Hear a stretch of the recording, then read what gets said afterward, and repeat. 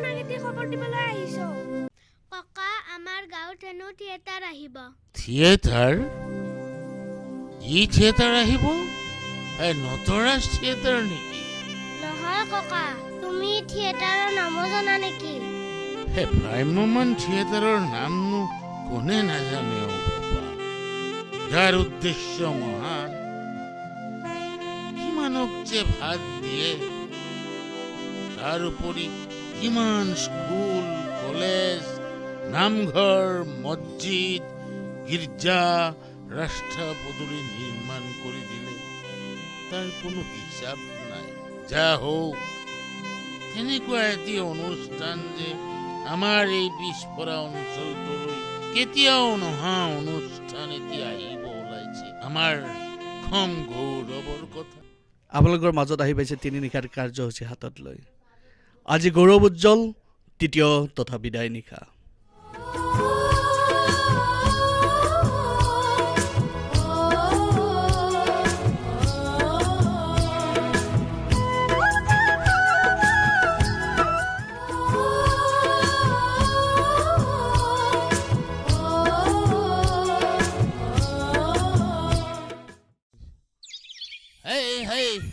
কি কৰিছ এইবোৰ? কি কৰিছ এইবোৰ? আপুনি থিয়েটাৰ চাবলৈ গৈছিলে নে? বল বল, খেতি পথাৰত গৈ আমি থিয়েটাৰ সম্পৰ্কে আলোচনা কৰো। মাজুলী, তহঁতেও আহ।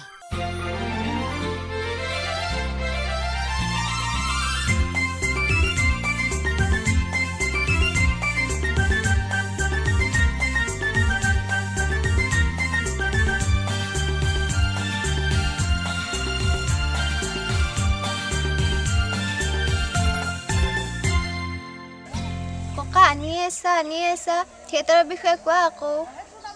1931 চনৰ 7 জুলাইত বজালীস্থিত বাগানা গাঁৱৰ গৌৰীকান্ত লহকৰ আৰু ক্ৰান্তিপ্ৰিয়া লহকৰৰ গৰ্ভত জন্ম হৈছিল এই সুসন্তানজনৰ। তেওঁ 1949 চনত বজালী হাইস্কুলৰ পৰা হাইস্কুল শিক্ষান্ত পৰীক্ষাত উত্তীৰ্ণ হয় যদিও পিতৃৰ মৃত্যুৰ বাবে তেওঁ ঘৰৰ সকলো দায়িত্ব মূৰ পাতি ল'ব লগা হৈছিল। শিক্ষাৰ প্ৰতি ধাউতি থকা বাবে এই মঞ্চ প্ৰভাকৰজনে উচ্চ শিক্ষাৰ বাবে কলিকতালৈ গৈছিল। শিক্ষা গ্ৰহণৰ উপৰিও তেখেতে 1952 চনত 2 জুন তাৰিখে কলিকতাৰ পৰা দীপাৱলী নামৰ আলোচনী এখন সম্পাদন কৰি উলিয়াইছিল। সঁচাকৈ ব্যতিক্ৰমী সত্তাৰ অধিকাৰী আছিল। এইখন বন্ধ হ'ল। কিয় ককা, কিয় বন্ধ হ'ল? মুনু, কাম এটি কৰিবলৈ হ'লে মন, জ্ঞান আৰু ধনৰ প্ৰয়োজন। এই তিনিওবিধৰ যদি এবিধ নাথাকে তেতিয়াহ'লে কোনো কাৰ্য সফলভাৱে সম্পাদিত নহয়। এই মহান ব্যক্তিজনৰ ক্ষেত্ৰতো তেনেকুৱাই হৈছে। অৰ্থনৈতিক সমস্যাই তেখেতক ভাৰাক্ৰান্ত কৰি তুলিছিল। তাৰপিছত কি হ'ল ককা? তাৰপিছত তেওঁ পাঠশালাৰ বজালী মহাবিদ্যালয়ত আই.এ. পৰীক্ষাত উত্তীৰ্ণ হৈ পুনৰ স্নাতকৰ বাবে দ্বিতীয়বাৰৰ বাবে কলিকতালৈ গৈছিল। সেই সময়ত জনপ্ৰিয় অভিনেতা প্ৰভাকৰৰ ভাতৃ সদানন্দ লহকৰে সেই সময়ত জনপ্ৰিয় হ'বলৈ ধৰা নটৰাজ অপেৰা নামৰ যাত্ৰা দল খুলিছিল যদিও সেই সময়ত বহুতো লোকচানৰ সন্মুখীন হৈছিল। দ্বিতীয় বৰ্ষতো মাতৃয়ে তেওঁক বাৰে বাৰে পাৰ্টি বন্ধ কৰিবলৈ অনুৰোধ কৰিছিল যদিও সংস্কৃতিৰ সাধনাকে অগ্ৰাধিকাৰ দি নেৰা নেপেৰাকৈ দ্বিতীয় বৰ্ষটো আৰম্ভ কৰিলে আৰু প্ৰথম বৰ্ষৰ দৰেই একেই লোকচান। মাক দেউতাকৰ অবাধ্য হলে কৰ্ম যিমানেই মহৎ নহওক কিয় তাত জটিলতা থাকিবই। ককা, আমিও মা দেউতাৰ কথা নুশুনিলে সফল হ'ব নোৱাৰিম নেকি? হয়, বহুত ল'ৰা ছোৱালীয়ে ভাবে আশীৰ্বাদৰ কোনো মূল্য নাই। ভাল বেয়া খোৱাৰ লগে লগে আমাৰ শৰীৰত অদৃশ্য ৰশ্মিৰ সৃষ্টি হৈ সেই মানুহজনৰ ওপৰত পৰে। সেয়েহে আমি সদায় আশীৰ্বাদ পোৱা কামহে কৰিব লাগে। তাৰপিছত ককা? সদানন্দ দেৱৰ কাৰ্য দেখি মাতৃয়ে ভয় আমাৰ মৰম চেনেহৰ আন ব্যক্তিজনক কলিকতাৰ পৰা মাতি পঠিয়ালে। এই আমাৰ টাৰ্ণিং পইণ্ট। কিয় ককা? কাৰণ কলিকতাৰ পৰা ঘূৰি আহি পূৰ্বৰ মগজুৰে নিশ্চিত আছিল চিন্তাধাৰাৰ আমি অসমীয়াই অসমে ইতিহাস ৰচনা কৰিম। কেনেকৈ ককা? জেৰেঙাৰ সতী, হাইদৰ আলী, ভোগজৰা আৰু টিকেন্দ্ৰজিৎ এই 4খন নাটকেৰে যাত্ৰাপাৰ্টিক নতুন ৰূপত সজাই প্ৰথম ভ্ৰাম্যমান নাট্য দল নটৰাজ থিয়েটাৰৰ জন্ম দিয়ে। অ' ককা, তাৰ আগতে থিয়েটাৰ নাছিলে নেকি? 1963 চনৰ 2 অক্টোবৰত ভ্ৰাম্যমান থিয়েটাৰৰ জন্ম হয়। ককা, এই মহান ব্যক্তিজনৰ নাম কি? যাৰ নাম শুনিলে চমকি উঠে, উজলি উঠে ভ্ৰাম্যমান থিয়েটাৰৰ জনক অচ্যুত লহকৰ, যাক মঞ্চ প্ৰভাকৰ আদি নামেৰেও জনা যায়।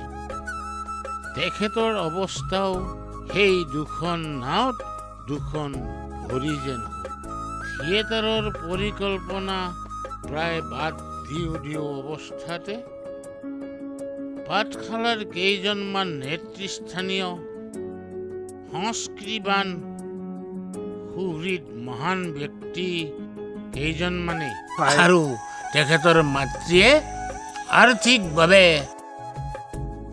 সহায় আৰু উৎসাহ যোগাই পুনৰ বেউলা নাটকেৰে 2003লৈকে কেৰাহে 40 বছৰ বেউলা মঞ্চস্থ কৰিলে। যি বেউলা নাটক ললে আৰু ঘূৰি চাব লগা নহল। জনকজনৰ বহুত লাভ হৈছিল ন ককা? লাভটো হ'বই লাগিব, নহলে জানো আজি অসমত 100ৰো অধিক ভ্ৰাম্যমান থিয়েটাৰ হয়নে? প্ৰথম বছৰত টিভিত ওলোৱা অভিনেতা অভিনেত্ৰী আছিল নে ককা? আগতে মঞ্চ অভিনেতা অভিনেত্ৰী বেলেগ আৰু টিভিৰ বেলেগ আছিলে। 2-3 দিন খোজ কাঢ়ি গৈ থিয়েটাৰ কৰিছিল। উপাৰ্জন নাই, তাৰ উপৰিও কৰ্মচাৰীৰ বেমাৰ আজাৰৰ লগতে খোৱা বোৱা, ৰাস্তা পদূলিৰ লগতে গাড়ী মটৰৰ সুবিধাও আজিৰ দৰে নাছিলে বাবে বহু লোকচান খাইছিলে। মুঠতে পৰিৱৰ্তনৰ শেষ নাই। তেওঁৰ বিয়া বাৰু কৰিছিল। সঁচাকৈ ভ্ৰাম্যমান থিয়েটাৰৰ সূচনাৰে নাট্য সাংস্কৃতিক আৰ্থ সামাজিক ব্যৱস্থাৰ সমন্বয় সাধন কৰি অসমৰ পৰা সমগ্ৰ দেশত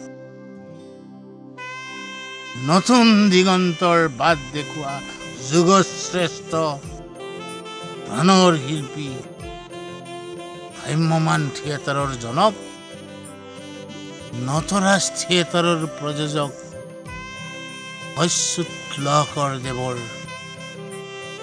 2016 খ্ৰীষ্টাব্দৰ 12 জুনত ইহলীলা সম্বৰণ হৈছিল। লগতে লৈ গ'ল মৰম, স্নেহ, আশীৰ্বাদ, লৈ গ'ল অশ্ৰু ভৰা নয়ন। অ' ককা মৰিলে নেকি? হয়, এদিনটো সকলোৱে যাবই লাগিব। বাৰু তহঁতে এতিয়া কিবা বুজি পালিনে? ককা আমি যিমানেই ডাঙৰ নহওঁ কিয় তথাপিও আমি মা দেউতাৰ কথা শুনিব লাগে আৰু শ্ৰদ্ধা ভক্তি কৰিব লাগে। মহৎ কামত বাধা দিব নালাগে আৰু সহায় সহযোগ কৰিব লাগে। লক্ষ্য থাকিলে কৰ্ম যিমানেই জটিল নহওক কিয় সফল হ'বই। মাথো প্ৰয়োজন ধৈৰ্য, আশীৰ্বাদ আৰু একাগ্ৰতাৰ। ককা এই মহান ব্যক্তিজনৰ কথা আমাৰ পাঠ্যপুথিত সন্নিৱিষ্ট কৰিব লাগে। হয় বাইদেউ, ঠিকেই কৈছা। আজি আমি থিয়েটাৰৰ কথাই নহয় ককা, বাস্তৱ জীৱনৰো কিছুমান প্ৰয়োজনীয় কথা শিকিলোঁ।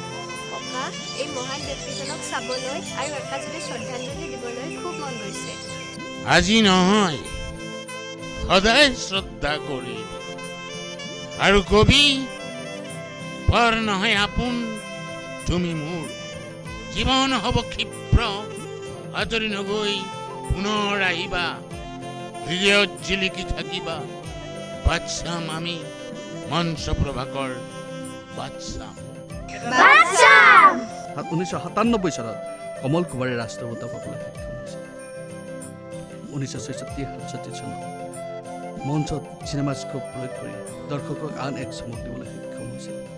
সেয়াই নহয়, 1970-71 চনত পৰীক্ষা নিৰীক্ষা কৰি একেলগে 3খন মঞ্চত নাট মঞ্চস্থ কৰিবলৈ লয়।